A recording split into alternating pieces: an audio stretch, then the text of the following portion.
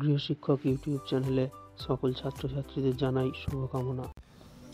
আগের ক্লাসে আমরা তোমাদের মাধ্যমিক ইতিহাসের 5 নম্বর অধ্যায় বিকল্প চিন্তা ও উদ্যোগ এই অধ্যায় থেকে বেশ কিছু গুরুত্বপূর্ণ 2 নম্বরের প্রশ্ন উত্তর নিয়ে আলোচনা করেছিলাম। আমরা এই অধ্যায়ে 2 নম্বরের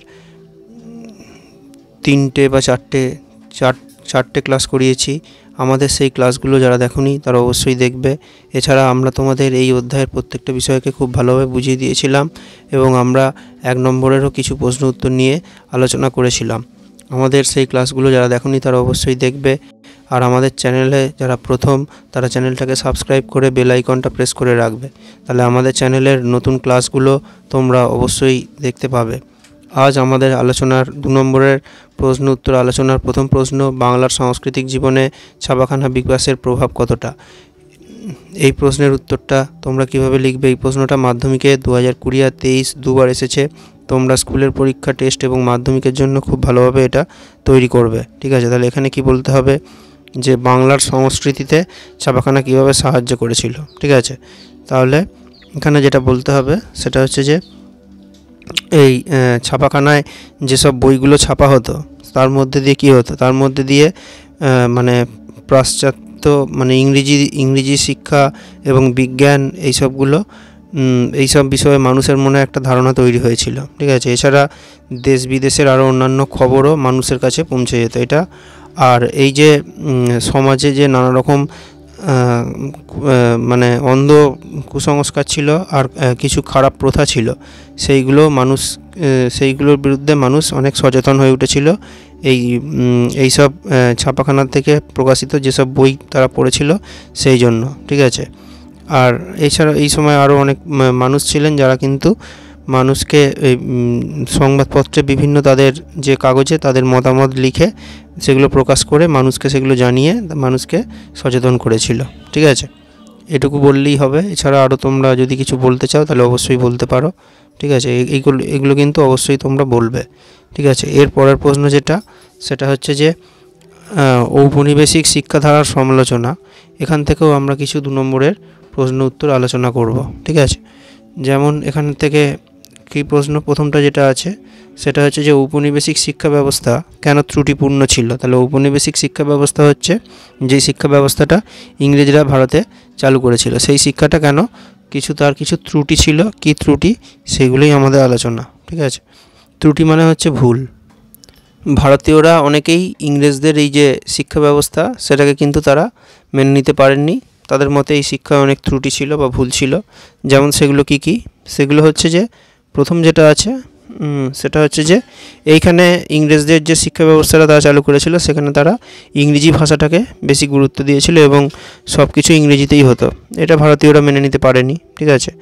আর এই যে শিক্ষা ব্যবস্থা এটা ছিল অনেক বেশি টাকা পয়সা এটা খরচ হতো, ঠিক আছে? আর এখানে বিজ্ঞান শিক্ষা বা মেয়েদের শিক্ষা নিয়ে সেরকম বিশেষ কিছু করা হয়নি, ঠিক আছে? আর কি, আর এখান থেকে আরেকটা যেটা বলতে হবে সেটা হচ্ছে যে হ্যাঁ, এই শিক্ষা ব্যবস্থায় যান্ত্রিক শিক্ষা ব্যবস্থা, এখানে মানে ছাত্রছাত্রী যারা পড়তো তাদের মনের স্বাভাবিক বিকাশ কিন্তু হতো না বা শিক্ষার স্বাভাবিক বিকাশ কিন্তু হতো না।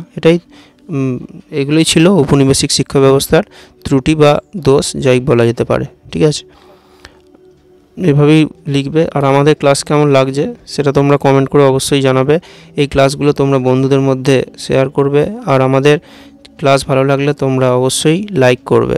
পরের প্রশ্ন, গ্রামীণ ও বৃত্তি শিক্ষার প্রসারে রবীন্দ্রনাথের অবদান কেমন ছিল। এটাও মাধ্যমিকে 2022 এসেছিল। তোমরা খুব ভালোভাবে এই প্রশ্নটাও তৈরি করবে, ঠিক আছে? তাহলে রবীন্দ্রনাথ কী চেয়েছিলেন এই প্রশ্নের উত্তরটা।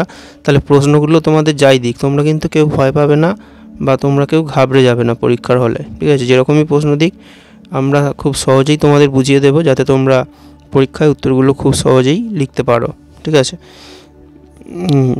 তাহলে এখানে কি বলতে হবে যে রবীন্দ্রনাথ কিন্তু শিক্ষার পাশাপাশি কিছু আরও অনেক ব্যবস্থা তিনি করেছিলেন, ঠিক আছে?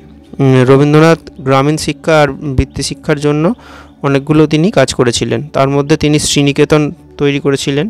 আর এই শ্রীনিকেতনে তিনি চাষবাস, পশুপালন, তারপর গ্রামের বিভিন্ন যে কুটির শিল্প সেগুলো নিয়ে তিনি অনেক কাজ করেছিলেন, ঠিক আছে। আর গ্রামের মানুষকে তিনি যাতে সবাই কিছু কাজ করতে, কিছু টাকা উপার্জন করতে পারে, সেই জন্য তিনি একটা বৃত্তি শিক্ষারও ব্যবস্থা তিনি করেছিলেন, ঠিক আছে।